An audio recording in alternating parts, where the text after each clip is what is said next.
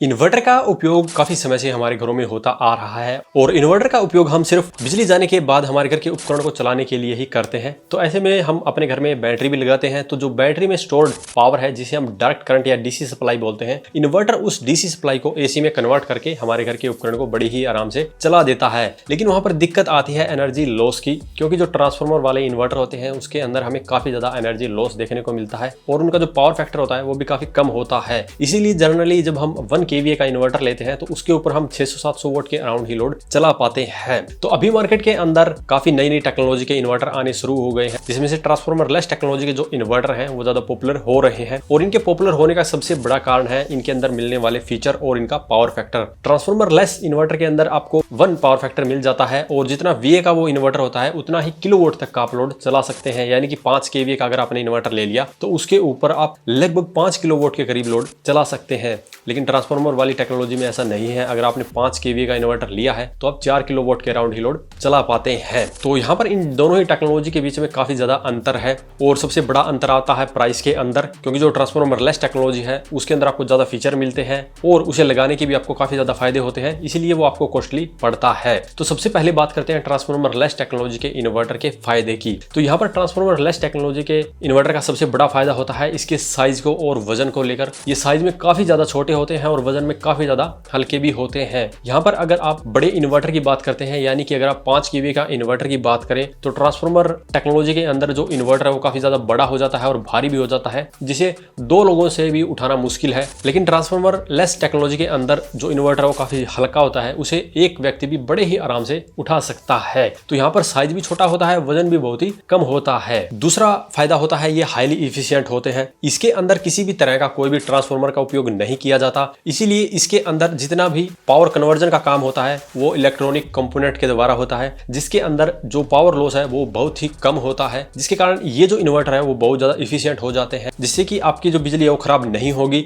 और इससे उपयोग करने पर आपका बिजली का बिल भी कम हो जाएगा। उदाहरण की बात करें तो जैसे हमारा ट्रांसफार्मर टेक्नोलॉजी वाले इन्वर्टर होते हैं उसके अंदर अगर आप लेड एसिड बैटरी को चार्ज करते हैं तो वहां पर लगभग 1.5 यूनिट से आपकी 150 AH की बैटरी चार्ज हो जाती है। लेकिन वापिस उसी बैटरी को आप यूज करते हैं लोड को चलाने के लिए तो वहां पर उसकी आधी पावर यानी कि 0.7 यूनिट्स तक ही आप यूज कर पाते हैं, क्योंकि काफी ज्यादा energy DC to AC conversion के अंदर ही खराब हो जाती है। लेकिन इसके अंदर वो एनर्जी खराब नहीं होगी, जिससे कि आपको अधिक बैटरी बैकअप मिलेगा और आपकी बैटरी भी काफी कम बिजली से ही चार्ज हो जाएगी। इसका अगला सबसे बड़ा बेनिफिट है इनके अंदर मिलने वाले feature. Mostly transformer less technology वाले इन्वर्टर है उसके अंदर आपको मोबाइल कनेक्टिविटी का ऑप्शन मिलता है, यानी कि मोबाइल के अंदर आपके ऐप रहती है इन्वर्टर की और उस ऐप के अंदर ही आप अपने इन्वर्टर के सभी पैरामीटर को देख भी सकते हैं और चेंज भी कर सकते हैं। तो इंटरनेट के माध्यम से आप कहीं भी बैठे अपने इन्वर्टर की सेटिंग को बड़ी ही आसानी से चेंज कर सकते हैं। इसके अलावा इनके अंदर और भी फीचर देखने को मिलते हैं जो कि पर्टिकुलर इन्वर्टर के ऊपर डिपेंड होता है। जैसे कि कई इन्वर्टर को आप पैरेलली कनेक्ट कर सकते हैं। अगर आपने 5 kVA का इन्वर्टर अभी ले लिया है और बाद में आप 10 किलोवाट का सिस्टम लगाने की सोच रहे हैं तो आपको पुराना इन्वर्टर बदलने की जरूरत नहीं पड़ती, आप उसी के पैरेलल में एक और लगा सकते हैं, जिससे कि आपका जो सिस्टम है वो 10 किलोवाट का हो जाता है। ऐसे ही कई कंपनियों के इन्वर्टर ऐसे हैं जो कि आप लगभग 9 से 10 इन्वर्टर को भी पैरेलली कनेक्ट कर सकते हैं, जहां पर आप 50 किलोवाट तक का सोलर सिस्टम उन इन्वर्टर से तैयार कर सकते हैं। तो ये थे इनके फायदे। और नुकसान की बात करें तो यहाँ पर वैसे तो इनका कोई खास नुकसान नहीं है, लेकिन ज्यादातर दिक्कत सर्ज के समय आती है, इसीलिए काफी इन्वर्टर के अंदर ही अभी फिलहाल सर्ज प्रोटेक्शन आने लग गई है। लेकिन अगर आपके इन्वर्टर के अंदर सर्ज प्रोटेक्शन नहीं है तो आपको अलग से सर्ज प्रोटेक्शन की डिवाइस को लगाना पड़ता है। दूसरी दिक्कत आती है काफी लोगों को प्राइस के लेकर, क्योंकि जो इनकी प्राइस है वो नॉर्मल इन्वर्टर से थोड़ी सी ज्यादा होती है। 5 kVA का MPPT टेक्नोलॉजी का ट्रांसफार्मर टेक्नोलॉजी के अंदर आपको इन्वर्टर लगभग 50,000 रुपए में मिल जाता है। लेकिन यहाँ पर अगर आप बात करते हैं ट्रांसफार्मर लेस टेक्नोलॉजी की तो इसकी कीमत 70 से 80,000 रुपए के करीब होती है।